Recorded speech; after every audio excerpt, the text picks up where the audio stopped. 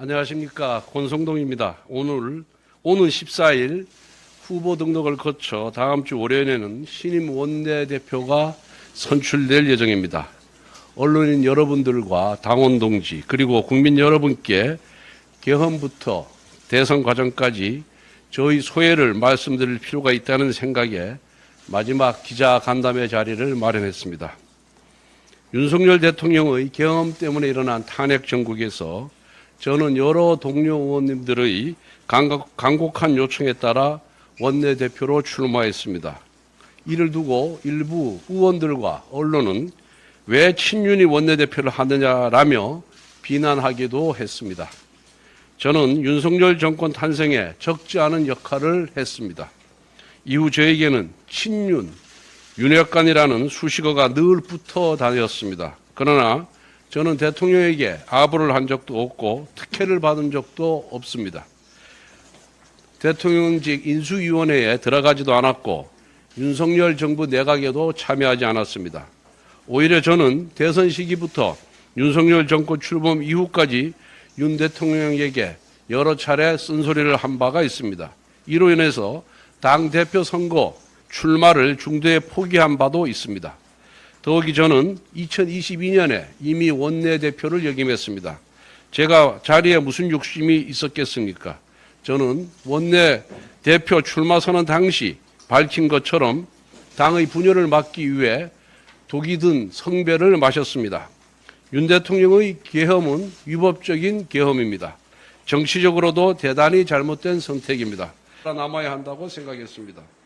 과거 박근혜 대통령 탄핵을 거치면서 저희 당은 분열했습니다.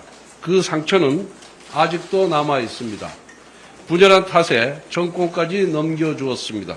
저는 과거의 오류를 반복해서는 안 된다고 생각했습니다. 일단 당은 단일 대우를 유지하면서 탄핵 소추안 통과를 최대한 늦춰보려고 했습니다. 그리고 당시는 이재명 대표의 공직선거법 위반 2심 재판이 남아 있었습니다. 선거에 막대한 영향을 미칠 판결이었습니다. 사법부의 공정한 판결을 기대하면서 탄핵소추안 통과를 늦춰야만 했습니다. 이렇게 시간을 버려야만 조기 대선에서 조금이라도 유리한 지형을 만들 수 있고 이러한 희망이 있어야만 우리 당이 살아남을 수 있다고 생각했습니다. 저는 이런 선택에 따른 비판이 두렵지 않았습니다. 이미 독이 든 성배를 마시기 위로 한 마당에 선거에 도움이 된다면 그 어떠한 비난도 감수하고자 했습니다. 12월 7일 첫 번째 탄핵안이 부결된 이후 저는 한동훈 대표를 찾아가 김영윤 장관 수사 결과를 보고 탄핵 여부를 결정하자 당론을 일주일 만에 바꾸면 당내 분열이 우려된다고 간곡하게 설득하기도 했습니다. 그러나 12월 14일 대통령 탄핵 소추안은 국회에서 통과되었습니다. 그 여파로 한동훈 대표 측 최고위원들마저 모두 자진 사퇴했습니다. 결국 지도부가 붕괴되면서 한동훈 대표마저 사퇴한 것입니다. 이후 당 지도부는 백석 남짓한 의석을 지키면서 민주당의 입법 폭출을 막아내고 조기 대선을 대비해야 했습니다. 대통령 탄핵과 관련된 재판에서 공수처와 헌법재판소의 절차적 문제를 지적하면서도 다른 한편으로는 우리 당이 아스팔트의 민심으로 끌려가지 않아야 했습니다. 당내에서 탄핵에 대한 찬반을 놓고 격렬하게 대립하는 와중에도 어떻게든 양쪽을 조율하고 다가올 대선에서 단일 대우를 꾸리기 위해 최선을 다했습니다. 그 과정에서 한쪽에서는 배신자라는 소리를 들었고 다른 한쪽에서는 구태라고 손가락질을 받았지만 묵묵히 감내하며 당의 중심을 잡아야 했습니다. 또한 헌법재판소에도 적법 절차 준수를 강하게 요구한 결과 무고한 장관들에 대한 기각 판결을 받아낼 수 있었습니다. 이것은 민주당의 연쇄 탄핵이 결국 국정마비가 목적이었음을 입증한 것입니다. 무엇보다 민주당의 입법 독재와 이재명 후보의 재판 지연을 강하게 질타했습니다. 특히 공직선거법 위반과 관련해서는 633 원칙을 강하게 요구하면서 대선 이전에 대법원에서 유죄 취지의 파기환송심도 이끌어냈습니다. 저는 원내대표 재임 기간 내내 민주당과 강하게 맞서 싸우면서도 국민의힘 내부로부터 부당한 비난을 받았습니다. 그러나 하나하나 대응하지는 않았습니다.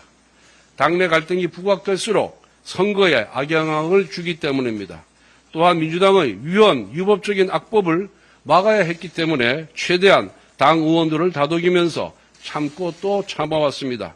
민주당은 하자투성이인 후보를 내세우고도 일치단결하여 대권을 쟁취했습니다. 지난 총선에서 비명행사 당한 민주당의 정치인까지 자기 정당 후보를 위해서 뛰었습니다. 반면 우리는 훨씬 훌륭한 김문수 후보를 내세우고도 분열과 반목을 하다가 패배했습니다.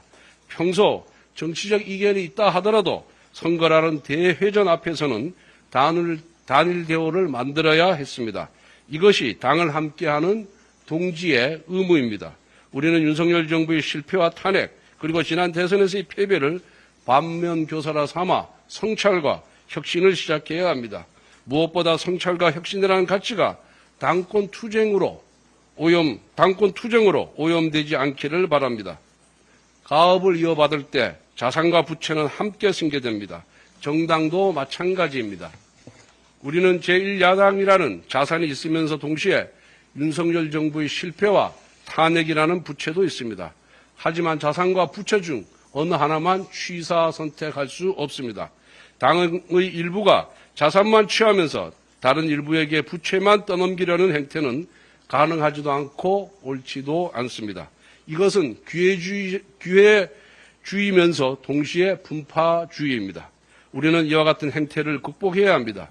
이제 누구 탓을 하며 분열하지 맙시다. 같은 당의 동지를 절멸의 대상으로 보지는 맙시다. 과거 우리는 친이 친박의 갈등으로 많은 상처를 입었습니다. 최근까지도 친한의 갈등으로 참 힘들었습니다. 이번 대선 때 김문수 후보의 요청으로 계파 불용을 당헌에 신규로 넣은 것은 지난날의 과오를 되풀이하지 말자는 각오였습니다. 이제 차기 지도부가 우리 당의 아픔을 잘 치유해 주기를 바랍니다. 국민의힘이 분열의 늪을 벗어나 소속 의원 개개인이 모두 당을 위하는 정예로 거듭나기를 바랍니다. 감사합니다.